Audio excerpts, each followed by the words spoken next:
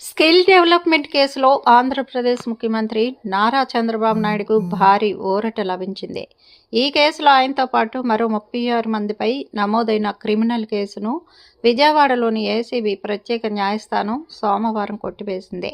కేసులో ఎలాంటి సాక్ష్యాధారాలు లభించలేదని, ఇది మిస్టేక్ ఆఫ్ ఫ్యాక్ట్ అని నిర్ధారిస్తూ రాష్ట్ర నేర పరిశోధన విభాగం దాఖలు చేసిన తుది నివేదికను న్యాయస్థానం ఆమోదించింది.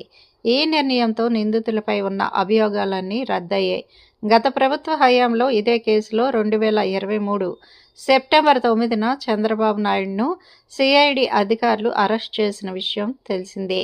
ఆ తర్వాత ఆయన సుమారు 53 రోజుల పాటు రాజమహేంద్రవరం సెంట్రల్ జైల్లో జ్యుడిషియల్ రిమాండ్లో ఉన్నారు. అనంతరం హైకోర్టు ఆయనకు బెయిల్ మంజూరు చేసింది. చంద్రబాబు గతంలో ముఖ్యమంత్రిగా ఉన్నప్పుడు స్కిల్ డెవలప్మెంట్ కార్పొరేషన్ ద్వారా 3,300 కోట్ల ప్రాజెక్టులో అవకతవకలు జరిగాయని, తద్వారా ప్రభుత్వ ఖజానాకు 300 కోట్లకు పైగా నష్టం వాటిల్లిందని గత ప్రభుత్వం ఆరోపించింది. ఈ ఆరోపణల నేపథ్యంలో సిఐడి కేసు నమోదు చేసి దర్యాప్తు చేపట్టింది. తాజాగా కేసును మూసివేయడానికి ముందు తమ వాదనలు వినాలంటూ కార్పొరేషన్ మాజీ చైర్మన్ కె అజయ్ రెడ్డి దాఖలు చేసిన పిటిషన్ కూడా కోర్టు తోసిపుచ్చింది.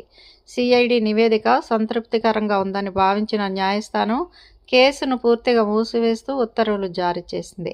దాంతో ఈ కేసులో చంద్రబాబు సహా మొత్తం 37 మంది నిందితులు పూర్తిగా అభియోగాల నుంచి బయటపడ్డారు.